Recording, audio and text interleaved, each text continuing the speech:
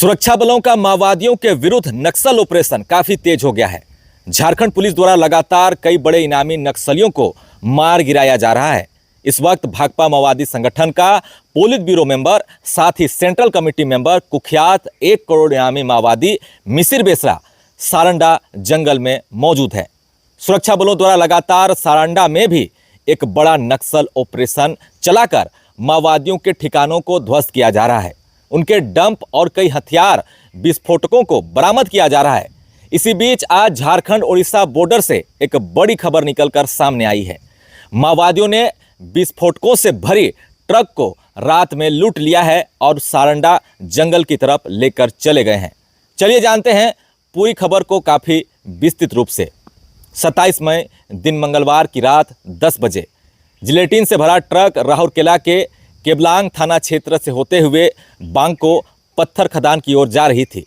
उसी वक्त लगभग 10 की संख्या में हथियारबंद नक्सली ट्रक को रुकवाकर हथियार के बल पर ड्राइवर को अपने कब्जे में लेकर पूरी ट्रक को सारंडा जंगल की तरफ लेकर चले गए। बताया जा रहा है ट्रक में उस वक्त 150 पैकेट जिलेटिन था।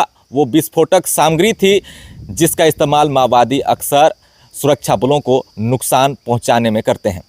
उसका वजन लगभग 1.5 टन था बताया जा रहा है, जिसे नक्सलियों ने लूट लिया है।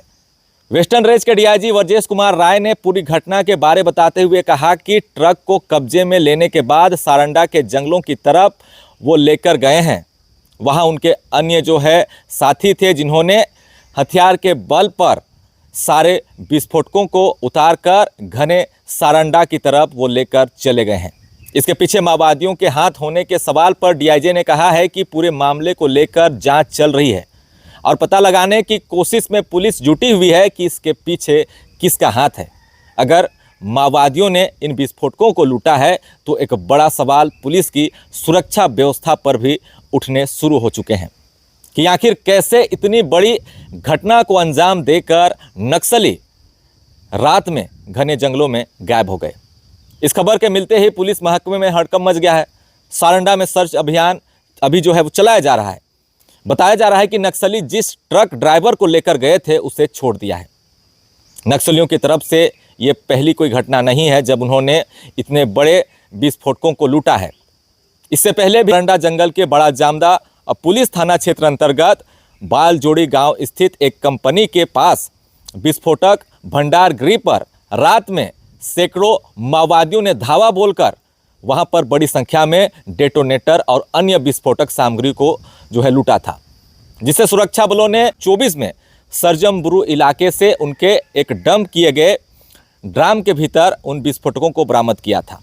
आपको बता दें कि जिस तरह से नक्सलवाद के खात्मे को लेकर 2026 का एक टाइमलाइन निर्धारित की गई है, उसके अनुसार सारंडा में तेज अभियान चलाते हुए नक्सलियों के कोर इलाके में घुसकर सुरक्षा बलों के द्वारा लगातार नए एफओबी कैंप निर्मित किए जा रहे हैं, जहां अब माओवादियों के द्वारा लगाए गए सैकड़ों आईडी बमों से निर्दोष ग्रामीणों की मौत हो चुकी है। सैकड़ों जवानों को जो है अपने प्राणों की आहुति देनी पड़ी है। माओवादियों का दायरा अगर हम बात करें तो अब काफ़ी सिमट चुका है। अब वो अपने अस्तित्व को बचाने के लिए बताया जा रहा है वो अंतिम लड़ाई लड़ रहे हैं।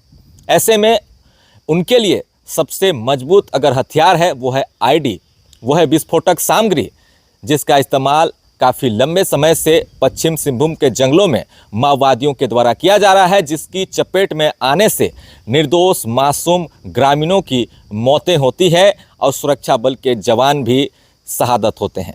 जब लगातार नक्सल अभियान चलाकर उनके विस्फोटकों को बरामद किया जा रहा था तो लगने लगा था कि नक्सलवाद पर अंकुश जल्द लग जाएगा। इस तरह से माओवादियों ने कल विस्फोटकों को लूटा है और पुलिस को जो है खुली चुनौती दे दी है। उससे हम ये कह सकते हैं कि आने वाले दिनों में सुरक्षा बलों के लिए नक्सल अभियान चलाना काफ़ी मुश्किल होगा, क्योंकि अगर लूटे गए इन विस्फोटकों को जब्त नहीं किया गया तो सुरक्षा बलों को एक बड़ा नुकसान नक्सल ऑपरेशन के दौरान उठाना पड़ सकता है। इस घटना के बारे में जो कुछ लेटेस्ट अपडेट आएगी मैं आपको ज़रूर बताऊंगा, मगर इस घटना में किसका हाथ है, कौन से नक्सली दस्ते सदस्य थे, पूरे लूटकांड को किसने अंजाम दिया है, हम कोशिश करेंगे नेक्स्ट अपडेट में बताने की। देखते रहिए न्यूज़ आपका। धन्यवाद।